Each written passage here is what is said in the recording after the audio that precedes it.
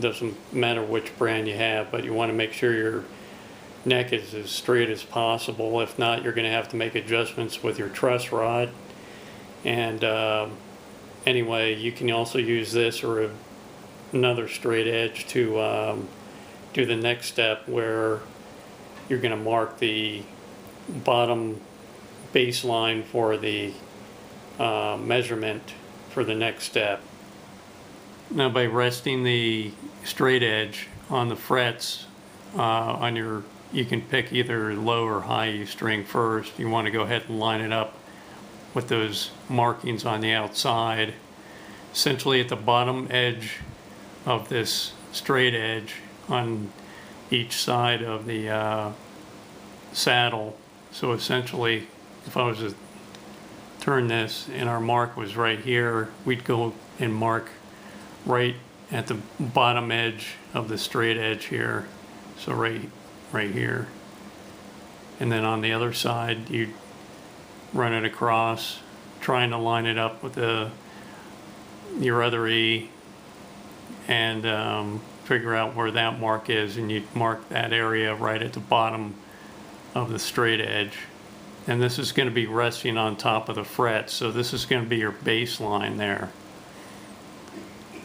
And then you're going to want to go ahead and run a straight line across from that point to your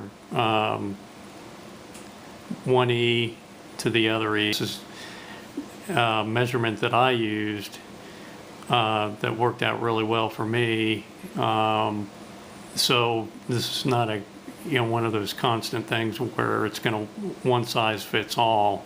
Everyone has a specific range of motion they want, playing action, and I would leave the bottom edge alone. You can always take off more if you want. So essentially, you're measuring up from this point on the bottom up to here. You're going from here to here,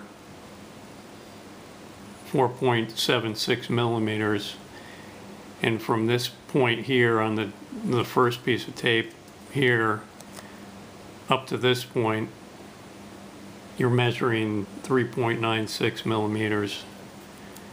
So essentially that would be, you're looking at the radius up at this point here,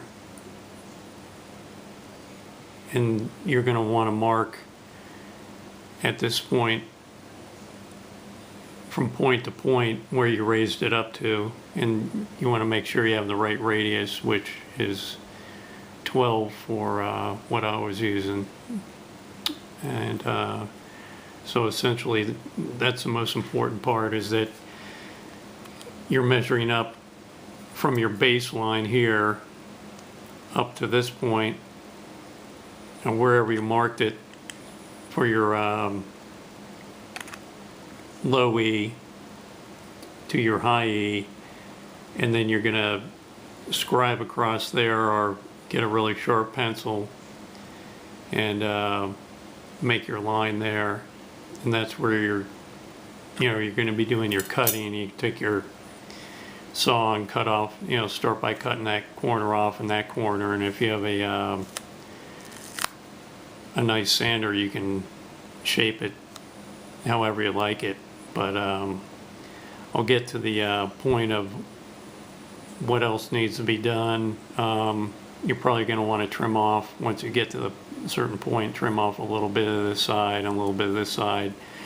The center cut's the last thing you want to do, because you're going to be taking this saddle in and out quite frequently to check how well it fits. You want it to fit firmly in there, but you don't want it to be loose. If it's going to be loose, you're going to have to either find another saddle or do some put some shims in there, which you don't want to do. You're better off taking it and having it a little bit thick and sanding the sides of it, and that's what I wound up doing.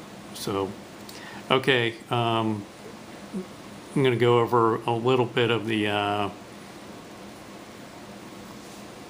far as intonation goes.